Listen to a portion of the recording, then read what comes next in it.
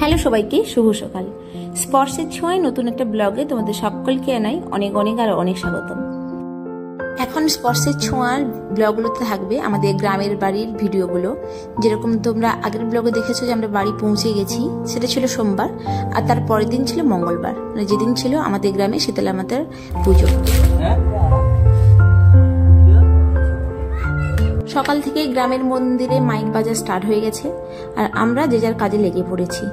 এখানে দু ভাই, মানে স্পর্শের বাবা আর স্পর্শের জেঠু, দুজন মিলে নারকেল ভাঙছে, কারণ আমাদের মন্দিরে ক্ষীরভোগের হাঁড়ি নিয়ে যাওয়া হবে। এটা প্রতি বছরই নিয়ে যাওয়া হয়, শুধু আমাদের বাড়িতে নয়, আমাদের পুরো গ্রাম এবং পাশাপাশি গ্রাম থেকেও অনেকেই নিয়ে আসে। এই পুজোর দিনেই ভোগটা দেওয়া হয়, ক্ষীরভোগ দেওয়া হয়। তাই সকালবেলা শাশুড়ি মা ঘরের কাছে নারকেলগুলো বের করে দিয়েছেন, ওইগুলোই এখন ছাড়ানো চলছে। অনেকগুলো হচ্ছে, কারণ আমার ননদের বাড়ি থেকেও ভোগ দেওয়া হবে। এরই মাঝে স্পর্শ আবার সকাল সকাল উঠে চলে গেছে মামা বাড়িতে।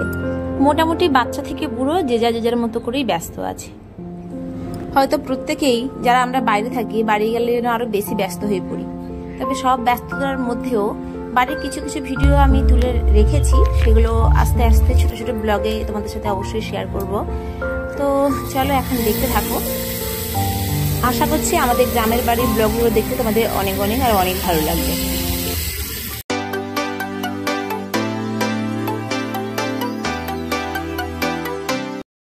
একটু আগেই বলেছিলাম যে মন্দিরে ক্ষীরভোগের হাঁড়ি নিয়ে যাওয়া হবে, নতুন একটা হাঁড়ি।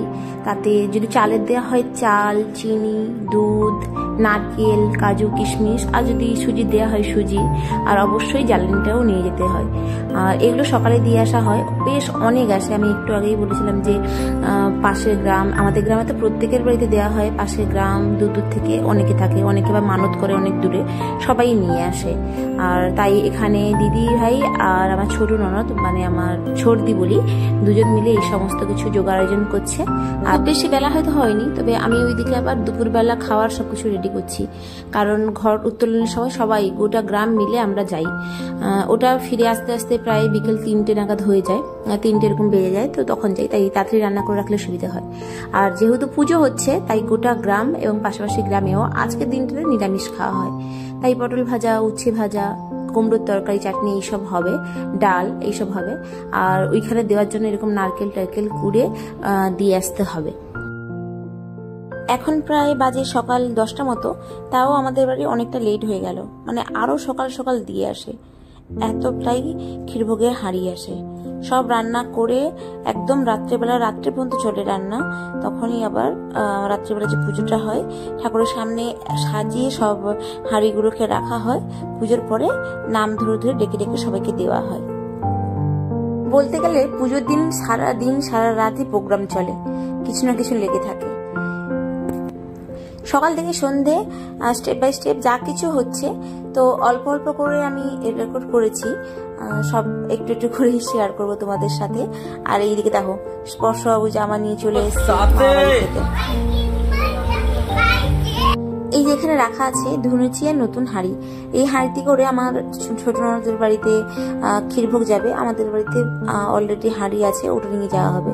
এখানে সব ভাগ ভাগ করে নেওয়া হচ্ছে, দু বাড়ি যাবে, তাই দুটো জায়গায় ভাগ করে নেওয়া হচ্ছে। আর আমরা আবার আজকে 3জনই উপোস রয়েছি, দিদিভাই, ছোটদি আর আমি। এমনিও আগে একবার আমি উপোস থেকেছিলাম, তবে সকালবেলা পুষ্পাঞ্জলি দিয়ে কাজ শেষ হয়ে গেছিল। কিন্তু এবারে ইচ্ছে রয়েছে সন্ধেবেলা আমাদের মন্দিরে দণ্ডি মাপ কাটে সবাই যারা মানত করে, আর ধুনুচি পড়ে, মাথায় ধুনুচি নিয়ে ধুনুচি পড়ায়। তো এগুলো করার আমাদের ইচ্ছে রয়েছে। আর যেহেতু স্পর্শের বাবা আমার নামে একটা মানত করেছিল, আমি অসুস্থ ছিলাম, মানে স্পর্শ হওয়ার আগে, কনসেপ্ট করার ঠিক 3 মাস আগে আমার অপারেশন হয়েছিল, যাই হোক না। তো ওই সময় ও আমার ওজনের বাতাসা মানে বিতরণ করবে, এরকম মানত করেছিল। আর আগের বার তো হয়ে ওঠেনি, একজনের বাড়িতে বাচ্চা হয়ে গেছিল, আমাদের জ্ঞাতিদের বাড়িতে অসুখ হয়ে গেছিল, এই কারণে দেওয়া হয়নি। তো এবারে দেওয়া হবে, এই কারণে ভাবলাম যে দেওয়া যখন হবে, আর ঠিক আছে। আর এমনি মন চাইছে আরো অনেক কিছু কারণ, যাই হোক। তো আমিও এরকম উপোস রেখেছি, আর সন্ধ্যেবেলা আমরা ওইগুলো সব করবো, যেগুলো পরের ব্লগে আস্তে আস্তে আসতে চলেছে। তো এখন আমি সকালবেলা আমরা যা কিছু আয়োজন করছি এবং এক্ষুনি গিয়ে পুজো দিতে নিয়ে যাবো, ওইগুলো তোমাদের সাথে শেয়ার করছি। চলো এখন মন্দিরে গিয়ে দেখাই।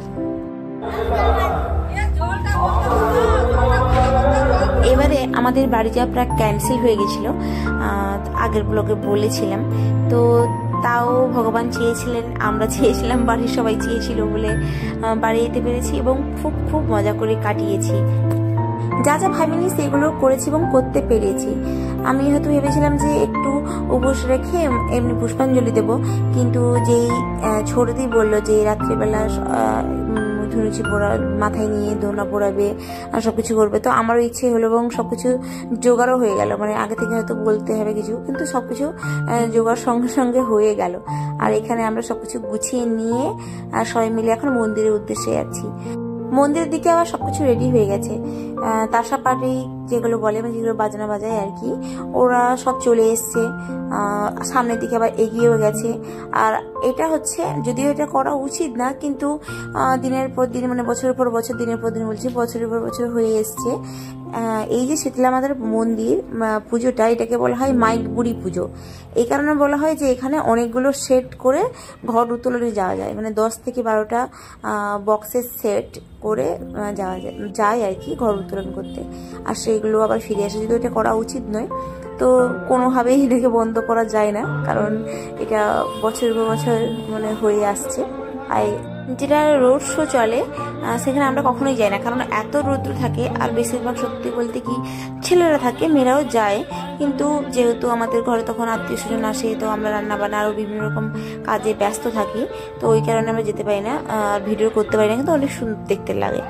আর এখানে ঘর উত্তোলনের জন্য সবাই রেডি হয়ে গেছে। যখন যাবে প্রতিটা ঘরের থেকে শাঁখ বাজাবে সবাই মিলে, প্রতিটা ঘর থেকে শাঁখ বাজানো হবে।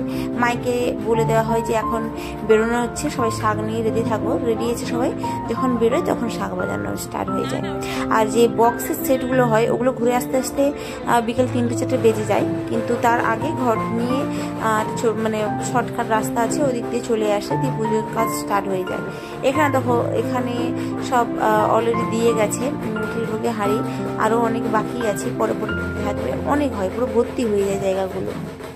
আর এটা হচ্ছে আমাদের গ্রামের মন্দিরের রান্নাঘর, বেশ বড়। এখানে শুধু পুজোর দিন নয়, এমনিতেও শনিবার মঙ্গলবার করে ক্ষীরভোগের হাঁড়ি, অন্নভোগ এইসব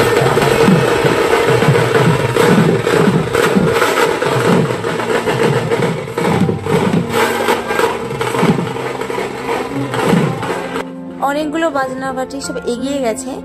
আর এরা রেডি হয়েছে, যাওয়ার আগে মন্দিরের সামনে একটু বাজিয়ে নিচ্ছে, তারপর রাস্তা দিয়ে ঘুরে ঘুরে ঘুরে ঘুরে ওরা আসতে।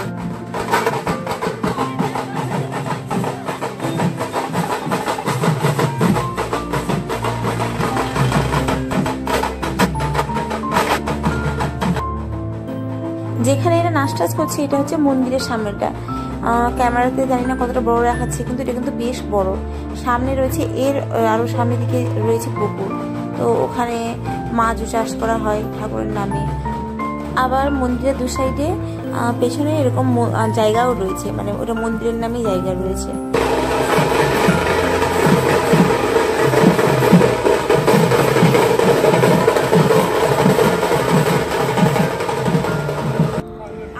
এটা যদিও অফিস রুম নয়, তবে সামনে এখানে বসছে যারা যারা ক্ষীরভোগে হাঁড়ি নিয়ে এসছে, এখানে নাম লেখানো চলছে, কারণ এত জনের বাড়িতে দিয়ে যায়, তো সব নাম টাম লিখে ওখানে জমা দিতে হয়। আর এটা বলছিলাম, এটা হচ্ছে আমাদের মন্দিরের পুকুর। আর মন্দিরখানা তো দেখাচ্ছিলাম, মন্দিরের সামনেটা। এখানে আমরা ছোটবেলায় অনেক খেলাধুলা করেছি, সীতাহরণ আরো অনেক কিছু খেলা করেছি। আর এটা হচ্ছে ভেতর, মন্দিরের ভেতরটা। চলো আমাদের ঠাকুরটাকে ভালো করে দেখাই তোমাদের। এটা ছিল পুজোর দিন সকালের ব্লগটা। এরপরে আস্তে আস্তে আরো ব্লগ আসতে চলেছে, ওগুলো দেখতে হলে অবশ্যই স্পর্শে ছয় চোখ রাখো। তো চলো এখন জানাচ্ছি টাটা, বাই বাই।